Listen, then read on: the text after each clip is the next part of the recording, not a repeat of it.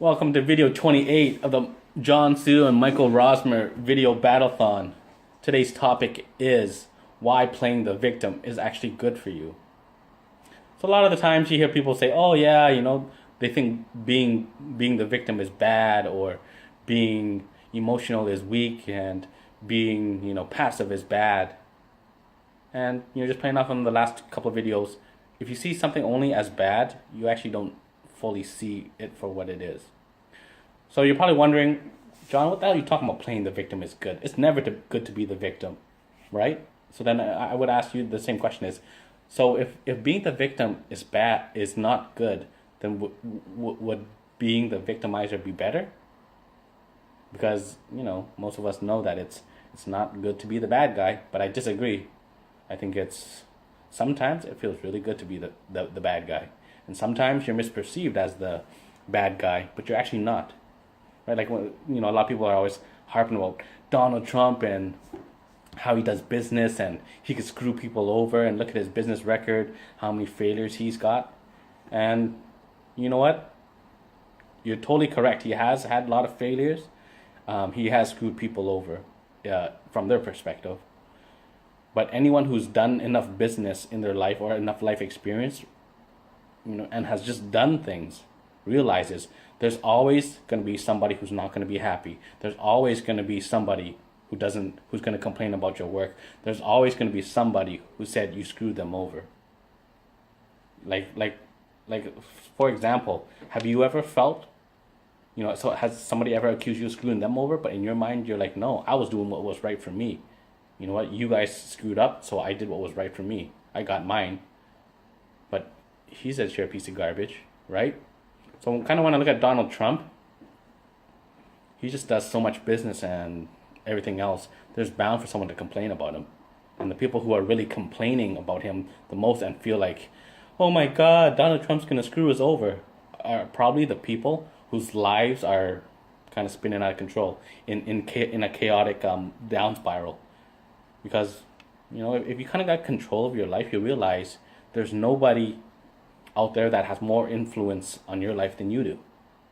So it's kind of like when this real estate tax came in Vancouver, I thought about it. Okay, now things are going to be slower, but I'm still going to sell real estate. Right? It doesn't change what I do. Or when they have new buyer rules for mortgages, okay, now people can't buy as much, but people still need a house. Just because I can't have filet mignon every day doesn't mean I'm going to become a vegetarian, right? I'm just going to eat beef jerky Monday and Tuesday, and then I'll treat myself to a steak on the weekend. But I'm not going to stop eating meat because I can't afford it, right? I'm still going to need to eat meat, also buy a house. So getting back to what I was talking about, why is playing the victim good? You ever get screwed over in life and shit just goes down the tube and you're just like, woe's me, why does nothing ever work out? And as you go into that downward spiral, you're like, there hits a point, like I guess we'll call it the bottom, where you say to yourself, I never will ever be in that position ever again. And shit goes, and shit just happens, and then all of a sudden you do 180 changes and your life changes. And you never put yourself in that position, that exact position again. Right? And then life changes. Kind of like, drug addict smoking crack. Then he gets his arm broken.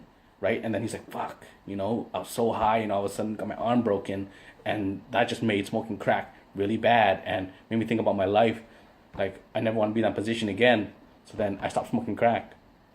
Or something like, oh, I've been dating all these guys and always getting cheated on and treated like a piece of garbage. The last guy, he did a doozy on me. Now I will never allow anyone else to treat me like that. Or doing business, got ripped off by a bad investment, so you lost, say, 20 grand totally in the garbage.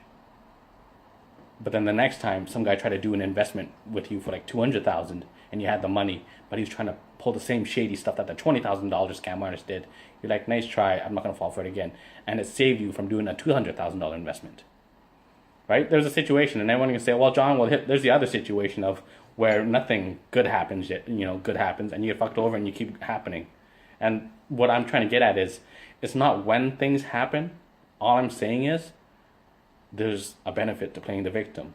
That sometimes something good will also happen. When, matter of time, it'll eventually happen. It's just a matter.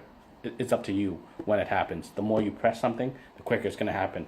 The more you kind of, be passive about it, the slower it's gonna happen. So think of it like this: when you're playing the victim, instead of fighting and saying, "No, no, I'm not the victim. I'm gonna not give them that power." You're kind of fighting what you actually believe inside. Like, yeah, I got fucked over. So you're spending all your time and energy fighting it, instead of saying, yeah, I am the victim, and taking on these emotions. Yeah, I'm hurt, I'm betrayed, I'm this and I'm that. And then as you connect to these emotions, a whole bunch of thoughts and images and stuff will start to come, and your brain will kind of wake up. And then all of a sudden, you kind of gotten so much more information and realized, whoa, I'm in a downward spiral. And then you snap out of it. That's just kind of the way life works. It's kind of freaky, but that's what I realized. Whatever you're feeling, grab onto it and roll with it. Just watch your life change. So the benefits of being a victim is you get to build and pour that, flooring concrete, so that when you hit it a lot quicker to change, and your life will get better. And it's just kind of like hit the floor, hit the ceiling, right? Instead of waiting for the floor to surprise you, it's better to roll with the emotions and build that floor yourself. So you're like, oh, there's the floor. I'll go smash into it because I know I'm going to be bouncing up. Rather than keep falling, I don't know what's happening. All of a sudden, the floor comes out of nowhere. Then bam. And there's nothing worse than, negative surprises. So my advice, be a victim if that's how you feel. Because it's gangster. And most people don't have the balls to own victimship. My 2 cents. Thank you.